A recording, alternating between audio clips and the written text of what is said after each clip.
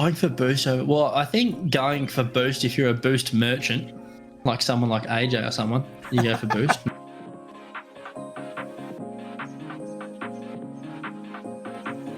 100% of the time. Yes. Always, every second of every game. Ball's going in your net, don't worry about it. Go get the boost and make sure you've got the full 100 to celebrate with the other team.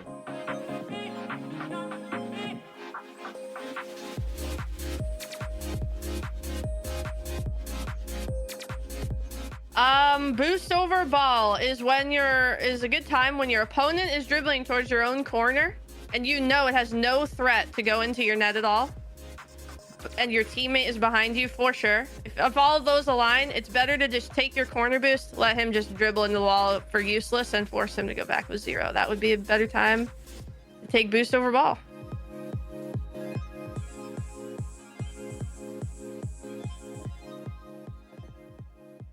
If you've ever wondered when the best time to go boost over ball is, you've come to the right place. Hello, everyone, and welcome back to the Boost Over Ball podcast. First and foremost, we'd like to thank you so much for your continued support of the show, of us on Twitter. Thank you for your interactions and your support there. We would like to extend an invitation to you to join our Discord for some, getting to talk to other people who enjoy the show, talking about ROCS, people playing Rocket League. So feel free to join that. That link will be in the episode description. And we have some more exciting content coming soon with some more interviews coming up here and potentially some giveaways or something along those lines. So thank you again for all your support, and we will jump right into our content here with the EU Winter Cup. Starting out with Group A. We have Karmine Corp topping the group at 2-1, dropping a series to G1, who G1 and a non-org sponsored team SA take up the second and third place, with Solary being eliminated. And then moving on into Group B, you have Quadrant taking it with 2-1, winning on a game differential. And your other two that made it through Group B would be Team BDS and Moist Esports. And then Tundra Esports did not make it through. In Group C, we have Team Liquid topping the group at 3-0, followed by Williams Resolve and Vitality, and a non-sponsored team, Much Delight, falling 0-3 and being eliminated. And then rounding out the group stage, we have Oxygen Esports in Group D going 3-0, looking pretty dominant there. Then Sonics and German Amigos also making it through, with Endpoint CX not making it. So after that quick little summary, Kyle, what are some of the things you're thinking about from the group stage? The things that kind of jump out to me pretty quickly are Liquid and Oxygen are the only two teams to go 3-0. But because they go 3-0, that means the two teams in their groups are going to go 0-3. So Much Delight and Endpoint are those two teams. I can't say enough good things about how well Liquid played and how Oxygen played in the group stage. They both looked fantastic. Secondly, I think Vitality squeaking in at 2-1 is a little bit surprising. They looked like they were playing some really good Rocket League in the first regional event. So I'm a little bit disappointed to see them not perform as well as they did. Yeah, they went 1-2. So. Yeah, and then another one that's really surprised me is Moist squeaking in, considering they've been showing showing themselves to be a pretty strong team overall, but they also, I believe, let's double check this. Yeah, they went 1-2, barely making it through their group. And another surprising thing is Williams Resolve was second in their group. Yeah, kind of my last real thing that jumps out at me is Karmine Corp drop a series to G1. So I'm not sure if that's G1 just playing an excellent series, or if, and in my kind of own personal opinion, I think it's Karmine Corp not playing to their potential, as we will talk about them quite a bit throughout this episode. Yep. And then one other thing that stands out a little bit is Quadrant. Quadrant came out on top of their group. And when we go over the playoffs in a little bit, you'll see that it doesn't really carry them very far. Indeed. So on the upper part of the bracket in round 1, we have German Amigos beating Team BDS 3-1, and we have Williams Resolve beating SA 3-2. And bottom half of the bracket, we're looking at G1 getting completely swept by Team Vitality, and then Sonics getting swept by Moist Esports. Moving into the quarterfinals, Karmine Corp taking down a impressive German Amigos squad 4-2, and Oxygen beating Williams Resolve after making it into the top 8. You know, good for them. Way to make top 8. But Oxygen are going to beat them 4-1. And then bottom half quarterfinals, we're looking at Quadrant. Came out top of their group and still had their steam going. They ended up beating Team Vitality in 6 games, so 4-2. And then Team Liquid sweeps the floor with Moist Esports, beating them 4-0. Moving into the semifinals, we got Karmine Corp sweeping Oxygen, just looking absolutely unstoppable, and Oxygen just couldn't get anything going. And it was a short semifinals because the other game was also a sweep with Team Liquid sweeping Quadrant. So after all the steam that they were showing, they really they kind of just sputtered out there in the semifinals, and that brings us into the grand finals. What do you think? Karmine Corp take down Team Liquid 4-2. I think that Johnny Boy said on the stream that these guys are trying to speed run Championship Sunday. So I was glad that we at least got a little bit longer of a series. My hot take from the last episode was Team Liquid making the grand finals. They looked fantastic going through, and just could not find an answer for Karmine Corp as no one else was really able to since the group stage ended. That grand final was something else because at first they were going back and forth, but the back and forth made very little sense because I think the second and third game Team Liquid won, and then Karmine Corp comes back in 8-2, I think.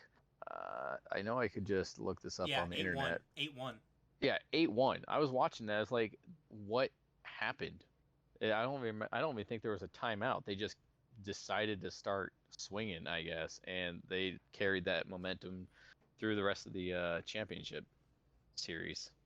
Yeah, so they went down 2-1 and then took their timeout, and I guess got the ultimate timeout buff, and they just come out and stomp them 8-1 before shutting them out for the rest of the series, taking games 5 and 6 2-0. It was absolutely fantastic to watch. Karmine Corp is scary. So now we've kind of summarized what's standing out to you from these playoffs. That's back-to-back wins for Karmine Corp now. They're looking like the best team in the region, and they're starting to play like it. Vatira has looked fantastic, but I really can't downplay enough the role that Itachi has had on this team, and Exotic playing good as well. But it's certainly something to watch. They've been fantastic. Moist took second in the major, and then after another roster change, they're not looking as hot this split. They haven't been able to find the consistency and the play necessary to move past the quarterfinals. So hopefully they can look to continue to build their chemistry and continue to perform. German Amigos, though, is probably one of my biggest surprises of the tournament. Of this split. They've continued to look good. They continue to beat tough teams.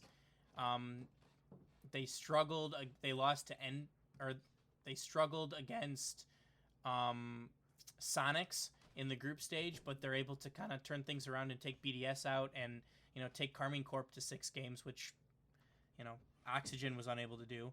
But this is a roster that was formed in at the end of January of this year with Cataclysm, Ivan, and Tox. Verge is their coach. They were Cataclysm and Ivan were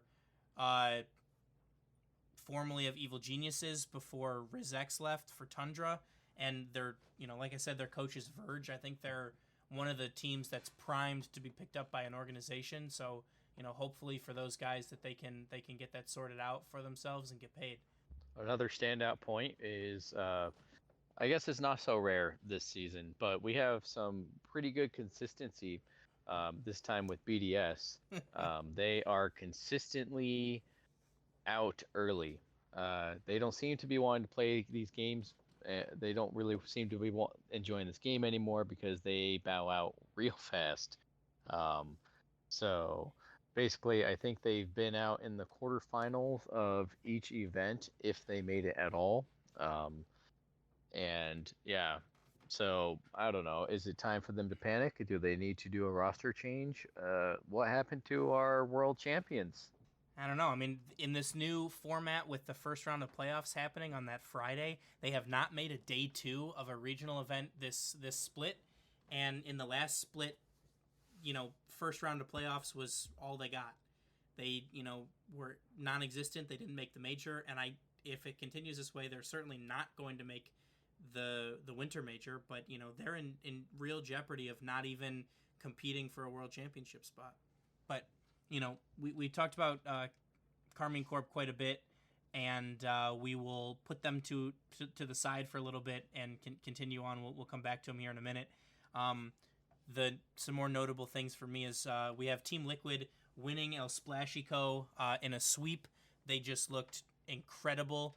They continue on their momentum in sweep quadrant as well, and that was a series where you get an immovable object and an unstoppable force, and it turns out that the immovable object in Karmine Corp takes the day. But, props to Team Liquid. They've looked fantastic this split, continuing their performance on the end of their final regional victory in the fall split. I think that some people may be sleeping on Team Liquid. I think that they are certainly good enough to be the second team in that region. They've shown that they can beat Karmine Corp before. So, they continue to mature and improve as a team. And I'm excited to see what they do. And hopefully we'll get to see them. They'll continue their success. We'll get to see them at the winter major. And another standout is Quadrant. Our boys from Quadrant, they had a really good showing this event. They topped their group and they ended up beating Vitality in the quarterfinals, only really losing to Team Liquid. And it was a sweep, which is unfortunate for them. But getting to the semifinals is not it's nothing to shake a stick at. I would agree. So now I think we should take a look at the standings for the winter major for EU. We have Karmine Corp, who have already solidified their appearance in the winter major. We currently have Moist, Oxygen, and Team Liquid tied at 73 points for second place, followed behind by Quadrant, Team Vitality, German Amigos, and G1. So kind of the notables there. BDS, not even in the top 8, not in the conversation for the major. Moist, Oxygen, and Liquid tied for second. That's crazy close. So, they have everything to play for down the stretches. There's only 3 spots for this winter major. Well, and it's very interesting because if you're looking at these scores, Quadrant has quite the uphill battle to even have a chance to go to major because there's only 3 spots. Karmine Corp has one of them, so there is 2 available, and there are 3 teams in second. So there are 5 spots. I'm sorry. Oh. So as of right now, Quadrant occupies the last major spot. Fantastic. So after kind of talking about some of where we stand for the winter major for EU, I figured we could use this time to talk about Karmine Corp versus Gen G. Kind of comparing their results, comparing the seasons that they've had, and just kind of doing a little bit of a dive into the success that they've both been able to have. And, that starts out with Karmine Corp. Is Vatira the best player in the world? There's certainly an argument to be had for him to, his continued success, his team's continued success when he was on Moist, now on, Karmine Corp. They've looked fantastic. Throughout the fall split, they were able to to go second, first, second, and they've won back-to-back regional events. They, did not do that well in the winter or in the fall major. So, they'll be looking to find more success there. But, do we see a rematch of the San Diego? Like, do we see a San Diego Grand Finals match between Karmine Corp and Gen G? Well, that's a very good question, because my next question right here, and this is what I'm actually thinking: do we see a Gen G and Karmine Corp Worlds? Right now, Gen G is showing that they're on an upward swing, and they've been on an upward swing since they didn't. I would not call it a rocky start by any means, because if a rocky start is getting second, and then getting first in the fall split, and then going on to basically win everything else you touch, I'll take that rocky start any day. But they haven't lost. They have not lost an event in a while, and they don't appear to be slowing down. Karmine Corp, on the other hand, from what I'm seeing, is they are consistently at the top, and they're consistently at the top enough that they have pulled away from the rest of their region, and they've solidified their position in the major. But they are beatable. They've shown that they are beatable, and I haven't seen that from Gen G since FaZe and V1 in the first two events of this season. Yeah, I mean, I think that it's certainly going to be interesting taking a look at it. Hopefully they do get to play each other at the major. I know there's been a little bit of Twitter back and forth between apparently Jack and Vatira. So some playful banter, I think, and so hopefully we can get to see those two juggernauts play against each other. Absolutely. I can't wait. I feel like that game will cause a disturbance in the force. Can I even say that? I think you can. That might get us in trouble. Well, we're small. Maybe you know what? There's no such thing as bad publicity. Oh, excuse me. Anyway, moving right along. Let's go around the world here, and start seeing what happened in our other regions, because guess what? We actually have quite a bit of interesting developments happening in these other regions. They're not quite looking to be the 1 or 2 team regions that we're used to. Example 1 is South America. The team Exceed shocked the region with a 4-2 semifinal series win against Team Secret, where they then moved on and lost the grand finals to Crew. And so basically in South America, it looks like they are now a 3 or maybe even 4 team region. So absolutely fantastic for the sport, and I am excited to see more of that develop. Moving into APAC to Asia Pacific, Elevate is back on top once again. They only dropped one match in the grand finals, and that's the only match that they dropped the entire event. They bounced back in a huge way after an early exit from the last regional, and they have everything to play for to secure their spot and the winter major. So, up the boys, great win for them. Hopefully they can look to maintain their success heading into the major. Absolutely. And then moving into Sub-Saharan Africa, we are looking at Limitless being pretty dominant in this event right up until the grand finals, where they dropped only, I think, 2 matches throughout their entire run, and those 2 matches were to White Rabbit Gaming. And then in the grand finals, the only other 2 matches they dropped to Nixa. And it's looking like we may see them as they push to get to secure their spot in the World Championships. So they do get a World Championship spot, yes. Not major spots, but a World Championship spot. Oh, I'm stoked to see that. Man, Let's go. We will see a little bit more representation than we originally thought. But speaking of Sub-Saharan Africa, this kind of brings up some stuff that's been going down on Twitter that people have been talking about. We have a CRL team, the Ole Miss CRL team, is planning on going on vacation to South Africa to compete in a regional event from South Africa on their vacation in another region. So, there's been a lot of, some Twitter beef, them saying that they may farm the region, that they're going to, it's going to be easy. And, that's, not exactly what you like to see about the sport, not exactly playful banter anymore as it is like belittling, players working hard in the region that they are.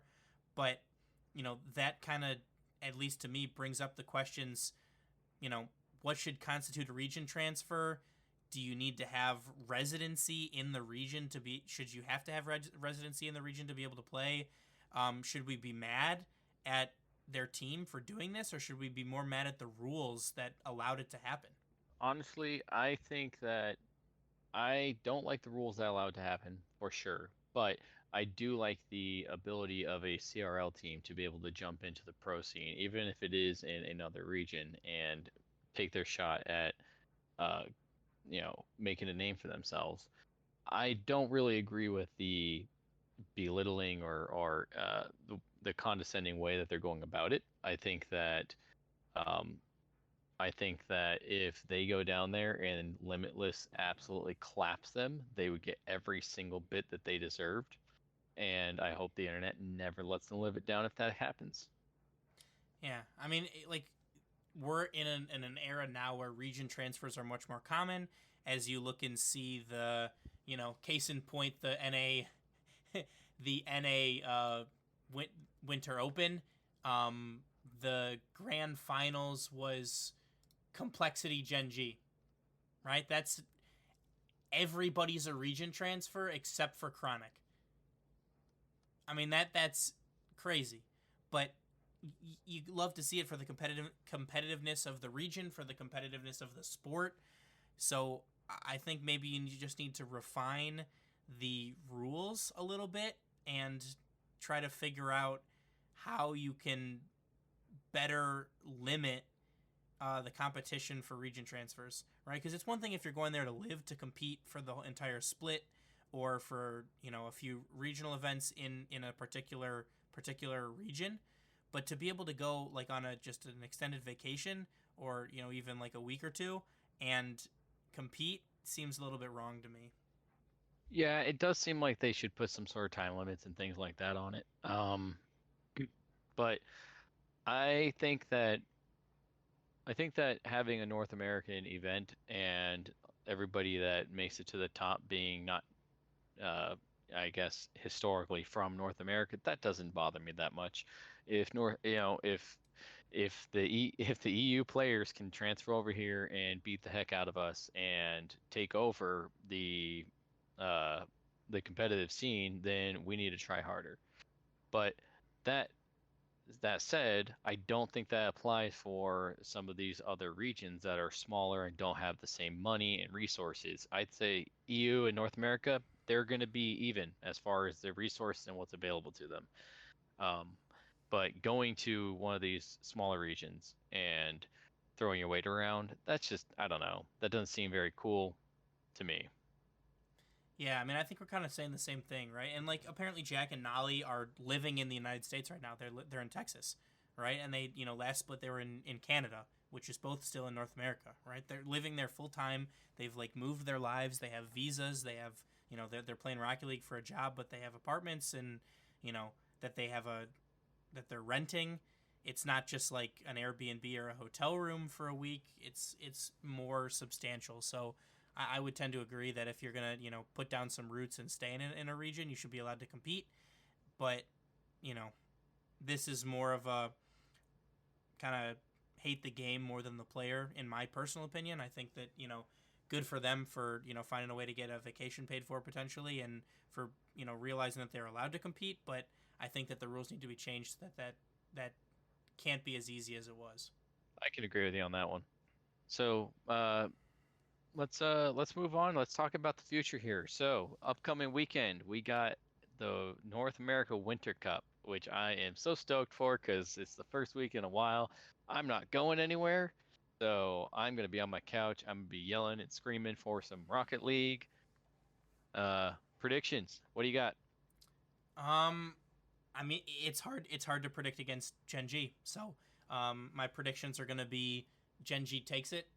I think that we'll see a little bit of a resurgence from G2. I think V1 certainly will look to bounce back. I think they will make quarterfinals this time. I don't think that they will perform as poorly as they did the last time. But my one hot take that I'm gonna go with is that Space Station Gaming are going to break their curse, and they're gonna make a grand finals. Okay. So I'm taking a look at this here, and obviously I'm glad that you've come around to my way of thinking. Gen G is going to take it. That's my end all prediction. I think that anyone betting against Gen G at this point just hasn't been paying attention. But as far as everything else goes, you threw out a hot take of M80 doing really well, and I didn't believe you. So my bad. They actually did very well on our last showing. But looking through these groups, man, we talked about this before we started recording, and I threw out the hot take that I think Dignitas is going to go very far, and we're going to see a Dignitas Gen G grand final because Dignitas is also on the upswing, but they're group A with Gen G at the start. So I don't know. I don't know what we're gonna. What hot take can I give that I can? You know what? Gen G version 1 grand final. That's my hot take.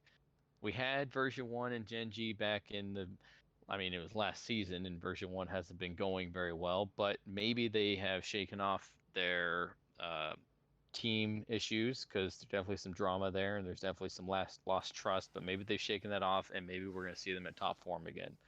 I would love to see it, and I'm actually going to amend my prediction. Because I just realized that Space Station and Gen G are on the same side of the bracket. So I will say my hot take is that Space Station will take Gen G to Game 7 in the semifinals. Oh, how do you determine that? I don't even know how to read these things yet. Hold on. Group C. You were right. Version 1 can play Gen G in the finals because, Group C, if you place... Aha. I see that. All right. A and C. Oh, perfect. Haha. See, I knew what I was talking about the whole time. Exactly. What are you talking about? You're a professional. I'm the expert here. Yeah, I have a podcast. You do. Oh, man. All right. Well, that was great. So, what do you think? Do you think Group A? Just real quick, looking at Group A, we got Gen G, Dignitas, Optic, and Koi. I think that we're going to see... I think what we're going to see is Gen G, Dignitas, and Optic make it out, just because I think of those 4, Koi is going to be kind of just fish food for them. But I don't know, because Optic has been pretty hit or miss. I would like to see Optic not make it through, just because I'd like to see Koi get a little bit further. But I think Koi's kind of screwed on that one.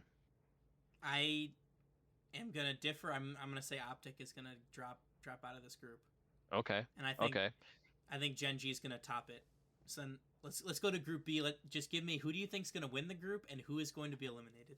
Oh, that's a tough group. I don't know that I'm particularly confident in anybody in this group.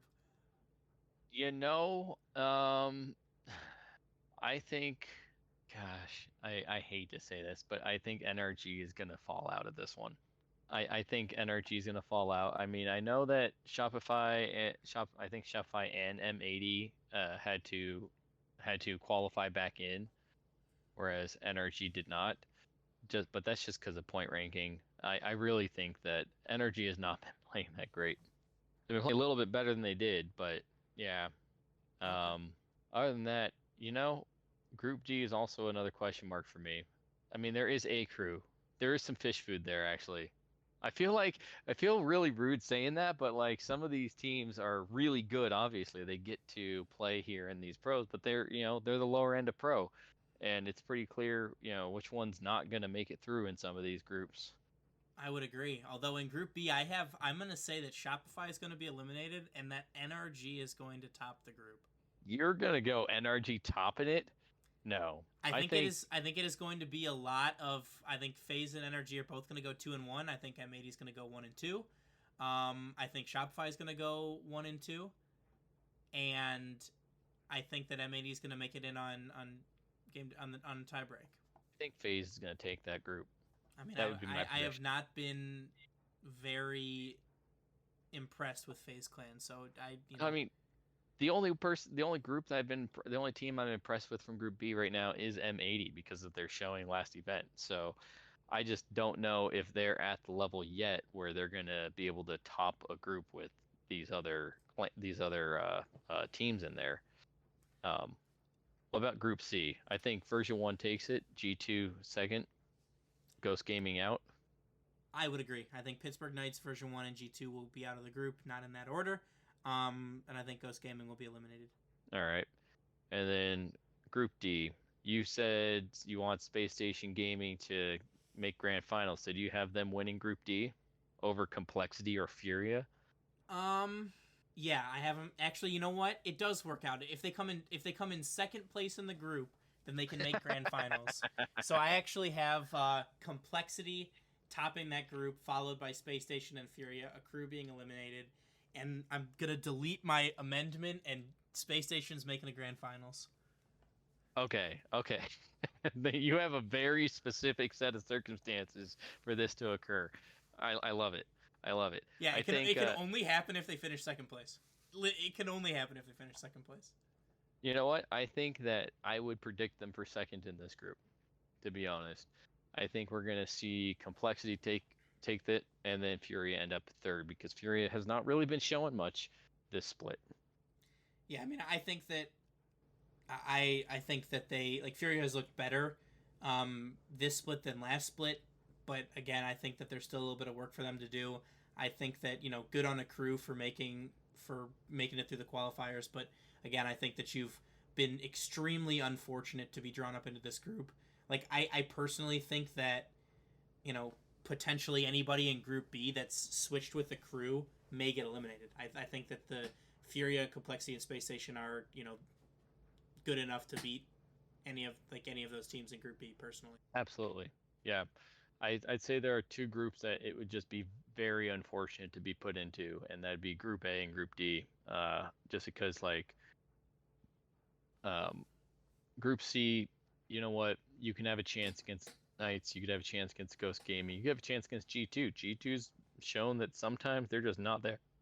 But Group A is a solid mess of really good talent. Group B's been inconsistent. Group D's been consistent. A and D are the scary groups. I'm sorry, A crew. Yeah. I mean, I think that if I had to pick one, I say Group D is the group of death, right? Like, just for, not necessarily for the three teams that are currently listed in the top of their group, but, Space Station, Complexity, Furia are all fantastic teams, so it's kind of a little bit of a meat grinder. So I wouldn't actually be surprised to see those teams, be pretty close, have it decided on, a tiebreaker, just because, they beat up on each other quite a bit. But I can certainly see a crew finishing 0-3. Yeah, I see that as well. I don't think we're going to see an 0-3 in Group B. I think that A, C, and D, we're all going to see 0-3s in. Yeah. I'm going to say 2 0-3s, and then in groups in groups D and A. Yeah. Well, I think that we're going to see a Gen G 3-0. Even though I think last event they did drop a series in the group stage. They did. But yeah, I think 3-0 Gen G, and I think that'll be the only 3-0 on this. That I could agree with that one. It's gonna be a fun weekend. Yes, it will. Last weekend, I was out surfing and doing all the other nonsense and not paying attention, but every time I got a Twitter update or anything, I was like, excuse me, what? So we have no idea what's actually going to happen, other than Gen G's going to win. It seems like a foregone conclusion at this point. Yeah, I mean, they keep playing the way they're playing. Yeah, it is. Anyway, you want to close us out, bud? Oh yeah, here we go. thank you guys again so much for listening to another episode of the Boost Over Ball podcast. Make sure to rate us wherever you listen to our podcast. More, like as I said earlier, more interviews are in the works. We're trying to, get some interesting people and talent in so you guys can hear what they do and, their perspective on certain things. We cannot thank you again enough from the bottom of our hearts for your support. Please continue to interact and follow us on Twitter. Feel free to join our Discord, and remember to always choose Boost over Ball.